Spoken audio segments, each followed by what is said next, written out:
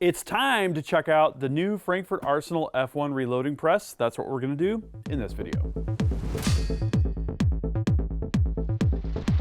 Gavin Gee here from ultimatereloader.com. There's no feeling like a new reloading press, and when it's new on the market, that feeling is even better. We're going to get this baby out of the box, get it mounted, and do some testing in this video. So, what do we got?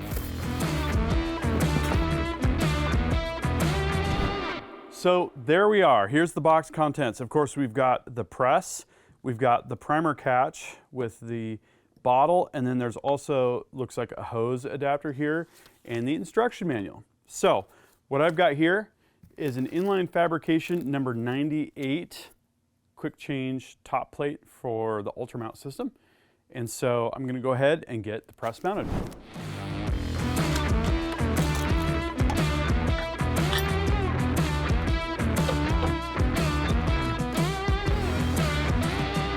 All right, so I got the press mounted to the plate, and the plate is on a low ultra mount with the quick change system. That means there's two thumb screws here. We could pop those off and take this press off, put a different press or accessory on there. So like that, you can hear the linear bearing. It's kind of an interesting actuation when you cycle the press, and it's got the integrated light. I did have to find a micro USB cord and a wall adapter for that, and got that plugged in. Nice to have that integrated light built right into the press. So this is gonna serve up to 338 LaPua. It's got standard 7/8 by 14 die threading, and I haven't even tried this yet. Let's put a sizer in here. And then it's gonna take standard shell holders, as you might expect. So what I've got here is a 6.5 PRC, and I've got a Magnum shell holder. Want to feel what sizing feels like with just a bit of cam over here. Okay, so that feels about right. That'll be good for just testing the mechanical advantage and smoothness of the press. So the press was designed with concentricity in mind. There is a very tight spec that these presses are tested to. The linear bearing helps to reduce friction and ensure proper alignment. It's got a stainless steel ram on it, steel risers with chrome plating, and aluminum castings for the construction on the rest of the press. Interesting that it's got these 4 mounting bolts. You could mount this to your bench if you wanted to. You can also use another mounting system like the inline fabrication system, a dedicated ultra mount, or the quick change like what we've got here. I love the fact that they've got a container for spent primers, and primers are going to go right down the tube into that. And then we had the adapter piece if we wanted to run a hose into a garbage can. So let's test out the press next. So in order to put this press through its paces, I've got 5 pieces of once fired 6.5 PRC brass.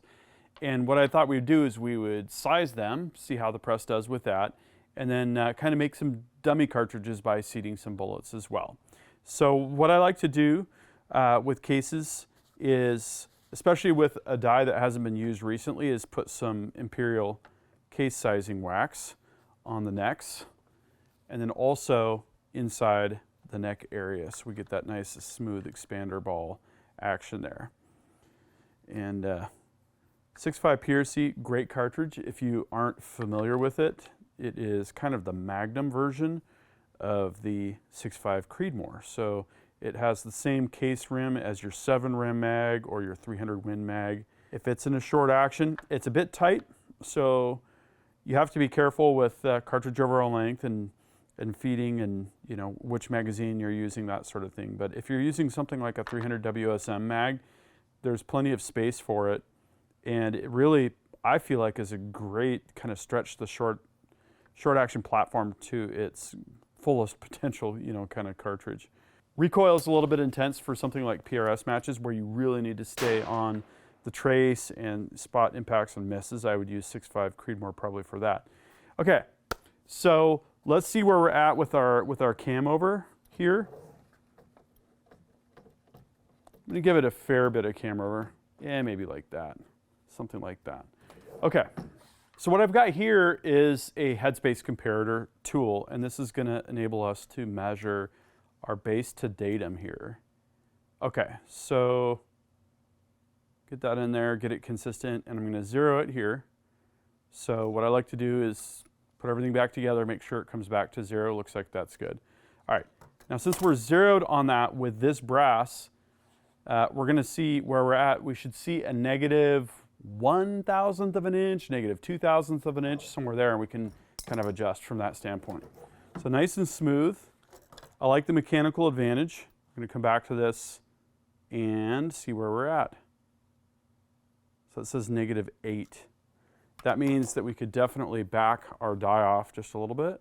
Let's see where that puts us. And each time you do a new case, it's a good idea to kind of re-zero things just to make sure that you're comparing apples to apples. That brass was exactly the same. Not uncommon when it's fire formed in a rifle. Okay. See where we're at there. We're at 1. So we had some deformation and we didn't really push it. I'm gonna run it back through, not super accurate because we're gonna get a little spring back there. Okay, something like that.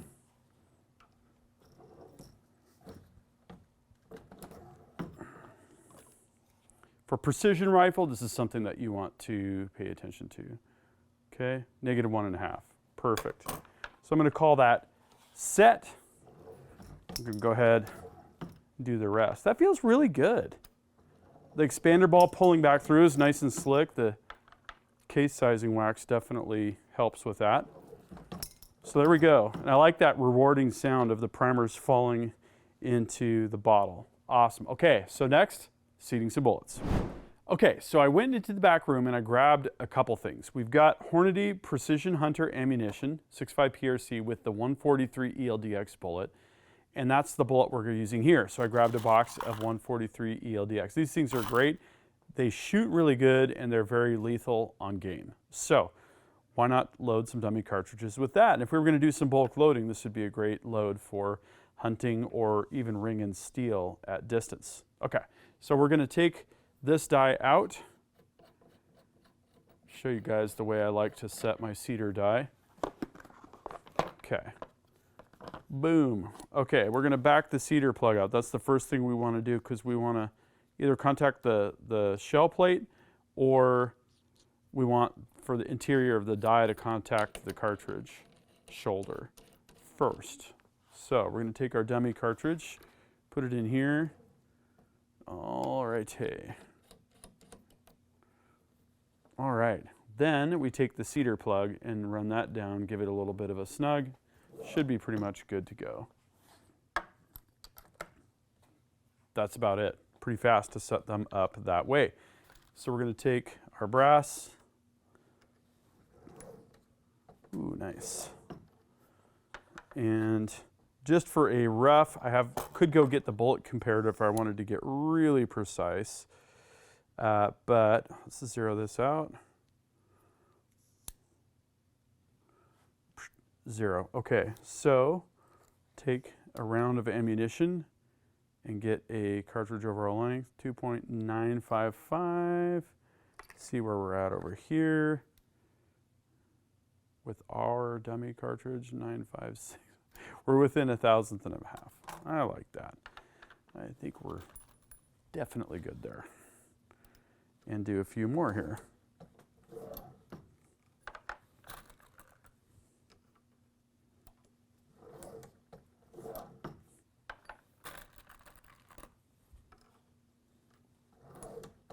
I think seating bullets is kind of my favorite part of the whole process. It's just almost therapeutic. Okay, there we go. 5 dummy cartridges. Okay, one more thing that we will take a look at for fun here is what kind of concentricity did we get for bullet run out and see where we're at. Oh, wow. So these big tick marks are 1,000th of an inch, and the small tick marks are 1/2,000th of an inch. Now with this tool, it's very critical that you properly roll this, and it looks like about 1/2,000th on either side. That is very, very good. Let's see how this one did. Yep, about plus or minus 1,000th on that one. a little bit more run up, but if I get more than about ±2 for regular ammo, so we've got 2 on one side and 1 on the other, that's kind of right in the middle, still an acceptable result. You know, we'd have to go to like an arbor diet to really nail this stuff down. So that's going to -1.5 and up to 1/2. That's still ±1, really, really good. Okay, and +1, -1.5. We're actually not quite, well, yeah, we're about +1, -1.5. So just over 1/1000th on either side. Solid. So there you go, a quick overview and demo of the new Frankford Arsenal F1 press with the inline fabrication Ultramount quick change setup. I think with an MSRP of around $149, this press has a lot of features and functionality, including the built-in light and everything for that price point. And I did look around. You can find this press for even less than that from your favorite online retailer if you are a savvy shopper. Here's what I'd like to know from you is, what do you think about the F1 press? Do you have one? Are you thinking about getting one? If you did get one, what would you load with it and what would you use the ammunition for? Drop a comment and we'll start a discussion. Thank you for watching. That concludes this video, and that means it's time to wrap it up. I hope you enjoyed this video. Don't forget to like and subscribe. Also, we're on Facebook, YouTube, Rumble, where we've got unrestricted content, and Instagram. Make sure to follow us on all those channels. Ultimate Reloader also has a commercial solutions division serving law enforcement, the military, and the gun industry. We have some unique capabilities, including a comprehensive suite of recoil testing and evaluation capabilities, trigger profiling, and more. If you're interested in custom rifles like what we build here on the channel or gunsmithing services, you're going to want to go to rifles.ultimatereloader.com and get on the wait list.